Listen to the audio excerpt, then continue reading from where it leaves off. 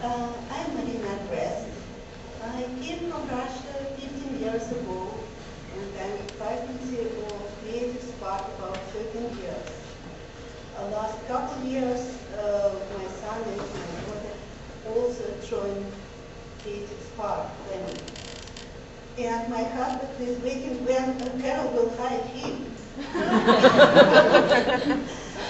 And the rest of the story of our family you will learn from our conversation.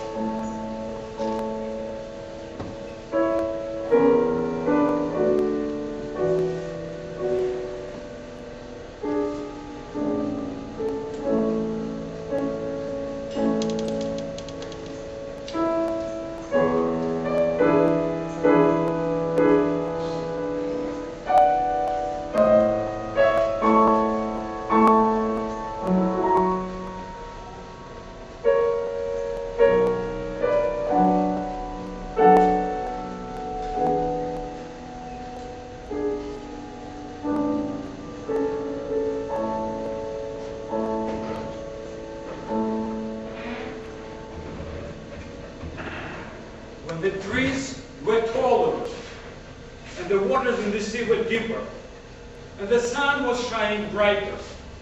I was a little boy, and I lived in a wonderful land, childhood. There was an isolated paradise behind the iron curtain. I realized much later, because our life was protected by two giants, my parents. Much later, I understood that those giants were just 5 feet tall.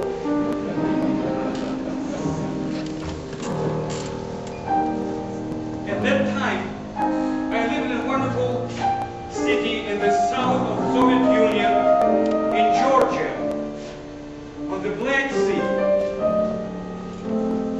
The beautiful sea was named Black Sea, but the waters were azure. And I thought, that is the paradise.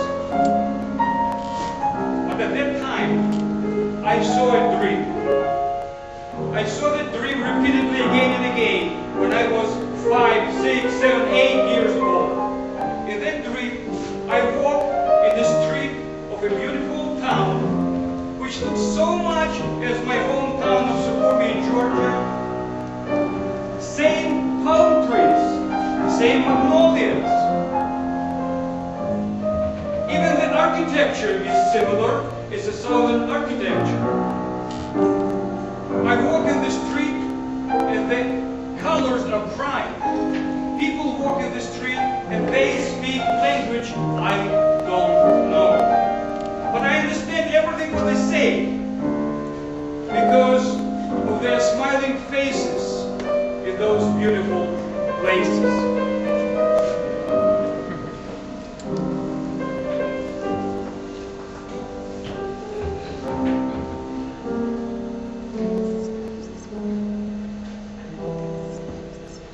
I had another dream, repeatedly, and that was a nightmare. In that nightmare, I walk in the street, and the street is narrow, and colors are gray. There is no single door or window in the wall.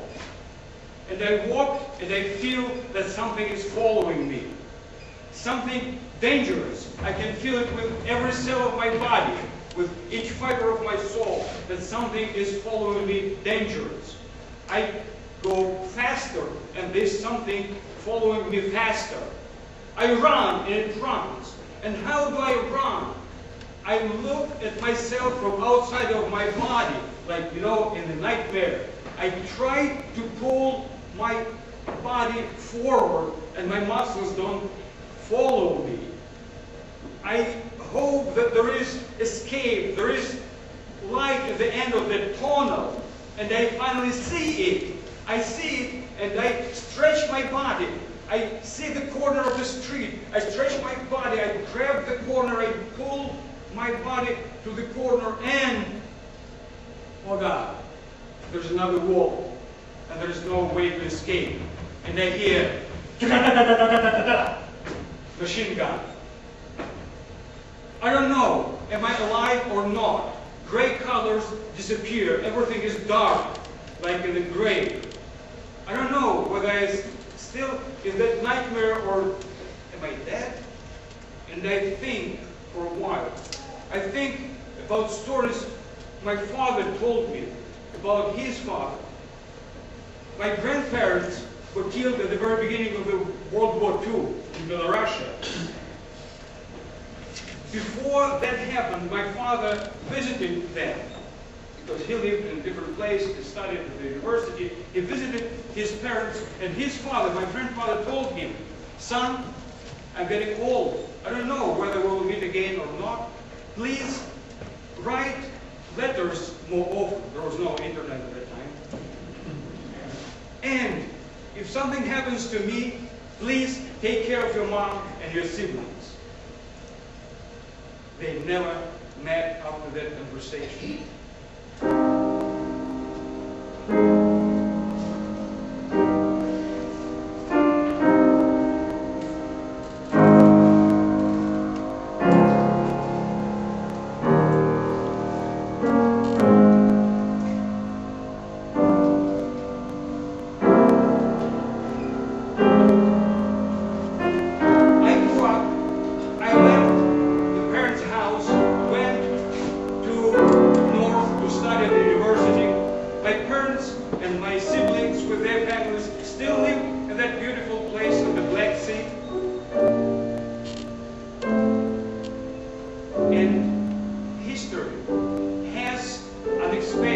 Unexpected turns.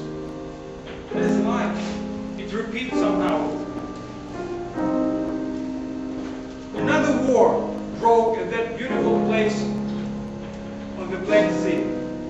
A real war with airplanes dropping bombs, with cannons shooting above the heads of people living there.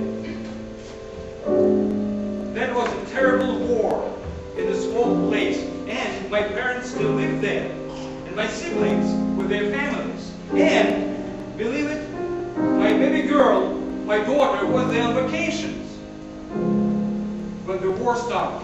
We couldn't even call them because there was no connection. We just learned from TV that many people were killed in that war. What does it mean? Many people in a small town where my family lives for 40 years. I probably knew most of those killed people. How did I know that no one of my family was harmed? No one could know. Thank God, a friend of mine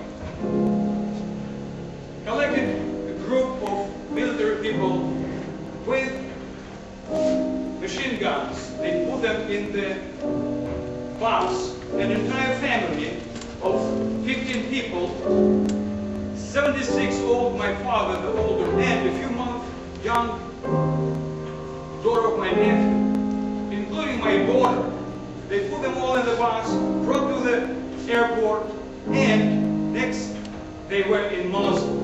Next week they were here in Charleston. A week later, the rest of the family joined others coming from north from St. Petersburg. We live here now in Charleston. We are free people. We understand now that that was isolated paradise in a small place behind the Iron Curtain, which wouldn't let us go anywhere. Now we're free people. We can go anywhere. I travel a lot. I travel all over the world, and every time when I come back to this land, I come out of the airplane, step on this firm land, and I feel my American passport in my pocket on my heart. and I am looking for the flag, and I pledge allegiance to the flag of the United States of America and to the republic for which it stands, one nation, under God, indivisible, with liberty and justice for all. For all. For you and for you and for you. And now for me and my family. We're free people. I walk in the streets of Charleston. I see the streets of my dream. I walk along George Street. And I think about George Gershwin. George Gershwin, a son of formerly Russian boy who lived in this small city about 100 miles away from my city. And he came to this country because he had his dream. And his dream became true. He came here and his son became a famous American composer. I walk in the street of Charleston, George Street, next to the College of Charleston where I worked for the last 7 years. And I think about that time when Gershwin lived here and wrote for Invest. He lived in this place with a thick air, and he wrote about summertime. Summertime.